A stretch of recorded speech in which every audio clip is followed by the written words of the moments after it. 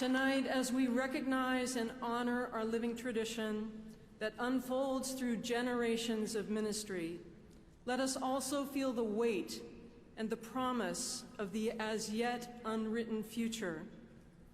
We hold this living tradition in trust for generations yet to come. So what does that look like today? In an era in which our larger culture and economy are rife with intergenerational injustice, what some name as intergenerational theft. How can we live into a commitment to intergenerational solidarity? Young people are providing powerful leadership, confronting systemic racism, calling out complacency, and mocking the lies and institutional intransigence that puts their lives, their future, and the planet at risk. They are organizing their peers, proclaiming their moral witness and refusing to accept the unacceptable. Witness the livid grief of the survivors of the Marjory Stoneman Douglas High School shooting as they call out the NRA and the BS of cautious politicians.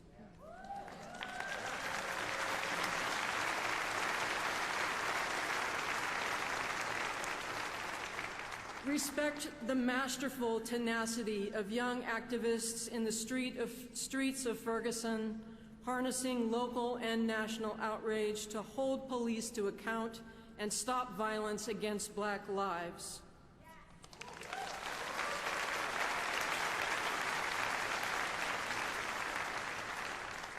And listen to 15-year-old school strike for climate activist Greta Thunberg, who, when invited to Davos to address powerful corporate and government leaders at the World Economic Forum this past January, delivered a speech that was heard round the world. She said, "Either we prevent temperatures from rising above 1.5 degrees, or we don't. Either we avoid chain reaction of unraveling ecosystems, or we don't. Now we all have a choice. We can either create transformational action or continue with business as usual and fail." I often hear adults say, "We need to give the next generation hope." But I don't want your hope. I want you to panic. I want you to feel the fear I do every day, and I want you to act. Behave like our house is on fire, because it is.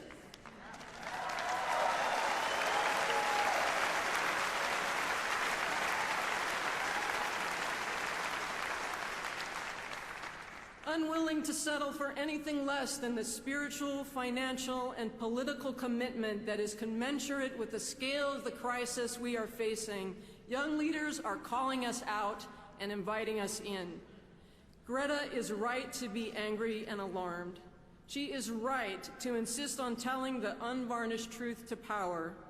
For at least 3 decades, twice as long as she's been alive, climate scientists have been trying to get the world to take notice as they warned us all of the danger inherent in a warming planet, only to have their research and integrity discredited by fossil fuel-funded campaigns working to sow public doubt, distrust, and discord. So with reports from real climate scientists and experts not getting the public attention they deserve, the humorist and educator Bill Nye, the science guy, he recently stepped into the fray and brought his shtick to late-night TV on John Oliver's Last Week Tonight. So we're going to try and channel a little Bill.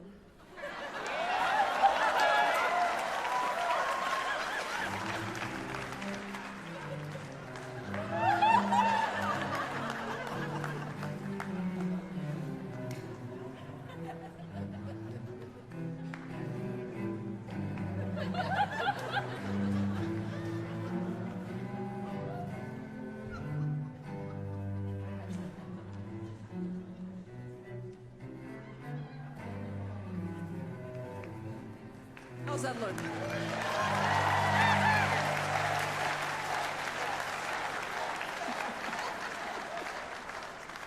Okay, now I'm going to need your help with this, because in order to share what Bill Nye told his audience in a manner that is suitable for tonight's worship service, I will need your help. So when I wave my hands, would you please call out a loud bleep?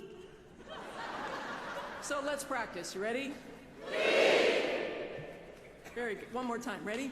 Bleep. Okay. All right, let's try this. First, you have to imagine there's a globe over here, and I'm taking a blowtorch to it, and it's burning. By the end of this century, if emissions keep rising, the average temperature on Earth could go up another 4 to 8 degrees. What I'm saying is the planet is on fire. There are a lot of things we could do to put it out. Are any of them free? No, of course not. Nothing's free, you idiots. Grow the up. You are not children anymore. I did not mind explaining photosynthesis to you when you were 12. But you are adults now, and this is an actual crisis. Got it?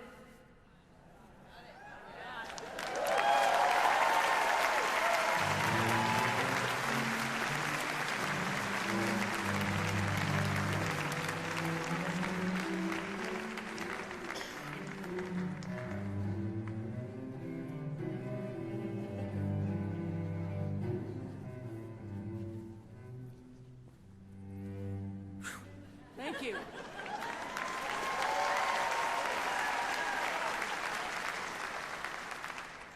Yep, we got it. The reality is sinking in part because so many more of us are starting to directly experience the consequences. I am currently developing a climate, faith, and justice initiative at Starr King School for the Ministry, which includes teaching seminarians to be better prepared to serve their communities during times of climate disaster.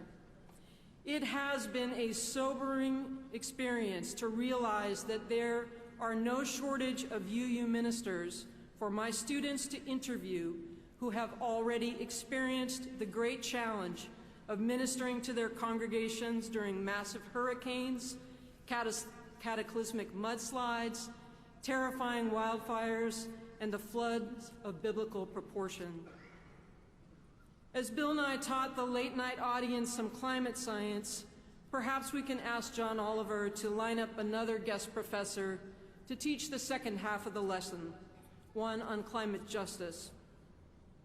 America must understand that those both within and beyond our nation who are most vulnerable to climate disasters, those who have the least access to resources to prepare, survive, rebuild, and recover, are also those who have made the smallest contributions to causing this hot mess.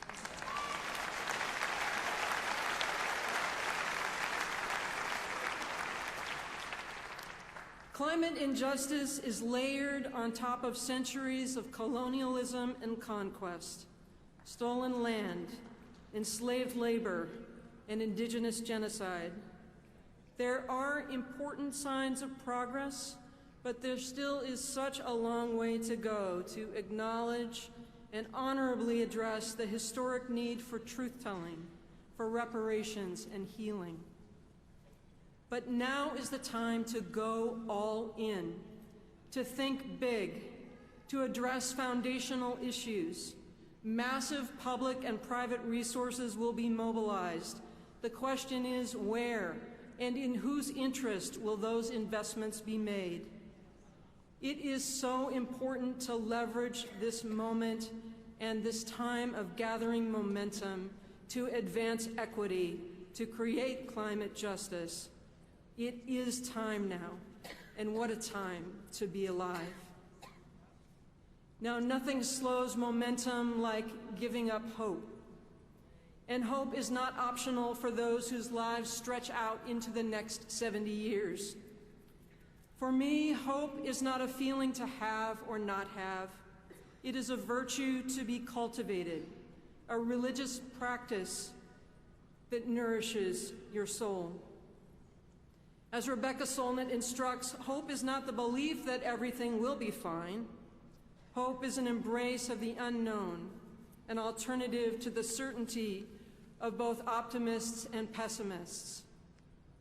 Were we to translate this idea into Unitarian Universalist theology, to me it sounds a lot like our teaching that revelation is not sealed. Our youth and young adult leaders are stepping forward and into action, and they do deserve our engaged support.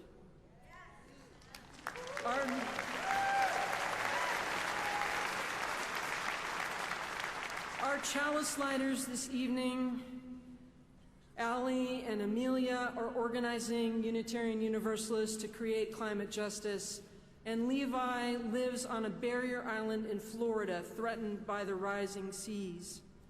With the support of our Children's Trust, Levi and 20 other young leaders from across the U.S. are suing the federal government to secure the legal right to a stable climate and a healthy atmosphere for current and all future generations.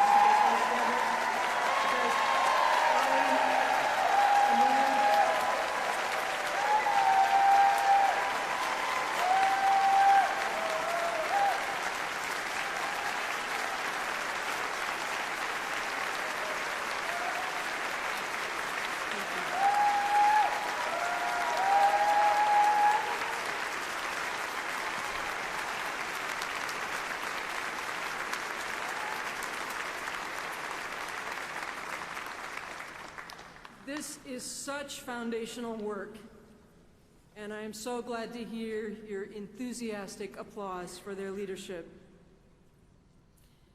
Now, in October of 2018, just last year, the International Panel on Climate Change, the global body of leading climate scientists, issued a new report. What most caught my attention was the deadline. It was so much shorter than I had imagined. So the Earth has already warmed 1.1 degrees Celsius above pre-industrial levels.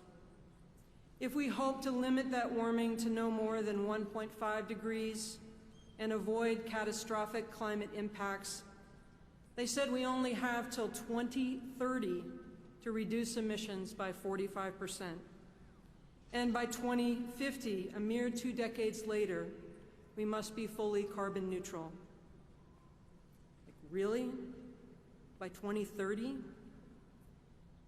That's only 11 years from now. But as a Sunday morning sermon writer knows, there's nothing like a real deadline to sharpen the mind.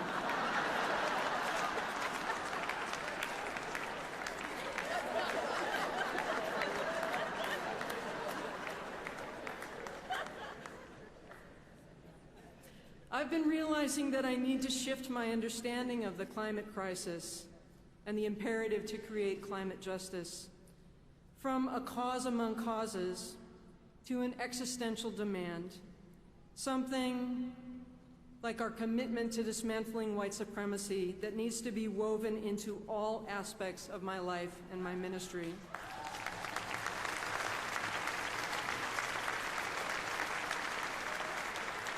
I have to admit that an 11-year window makes it much more concrete. I can count out the years: 2019, 2020, 2021, all the way through 2030. I try to imagine how old I and my loved ones will be. And then I think, what do I need to stop doing to find time to prioritize this work?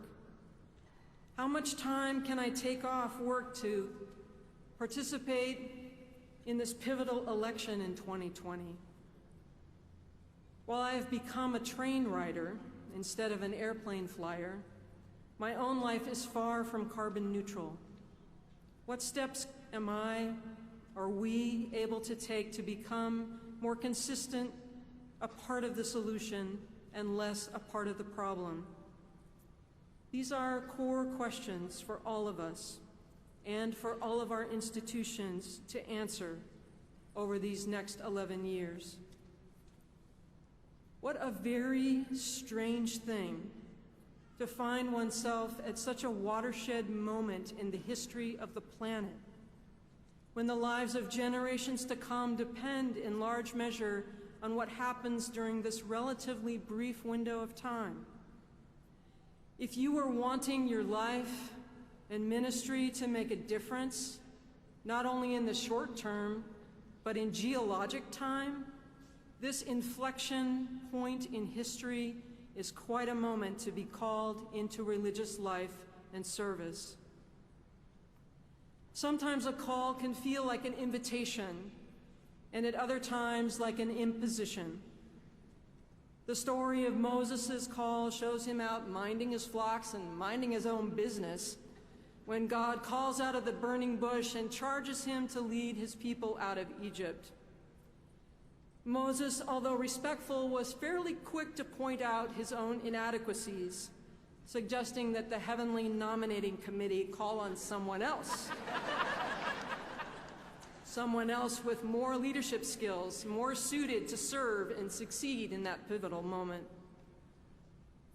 While God did not let Moses off the hook, I am glad to note that he did suggest a leadership team be formed, with the more eloquent Aaron taking on their communications portfolio. We are not meant to do this work alone.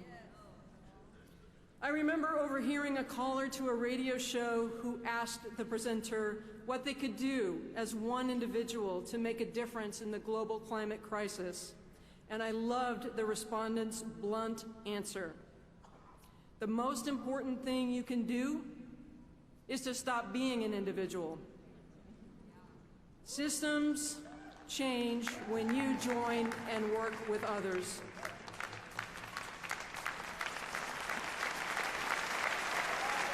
That's right.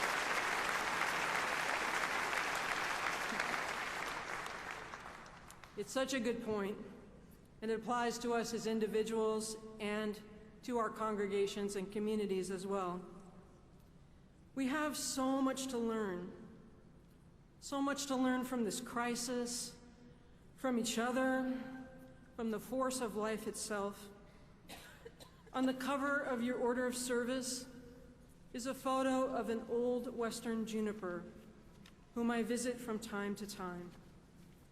When sitting at the foot of this master, I am reminded of the majesty and power of creation that far exceeds my grasp, my will, and my time on this earth. Richard Powers, in his recent novel Overstory, says through one of his characters, "People aren't the apex species they think they are. Other creatures, bigger, smaller, slower, faster, older, young, more powerful, call the shots, make the air, and eat sunlight. Without them, nothing." It could be the eternal project of mankind to learn what forests have figured out. As I live the years that remain in my life, I seek to be guided by and accountable to both the ancestors and those who are yet to come. When the children's children look back to see how we handled this moment in this crisis, the impacts of which will profoundly shape the landscape of their lives and those of generations to come, what will they see? Will the choices we made show them that we loved them, that we thought of them, that we valued their lives over our convenience? We are being called into intergenerational solidarity to link generation to generation to generation. We must rise all together that we may answer this calling. with love. Amen.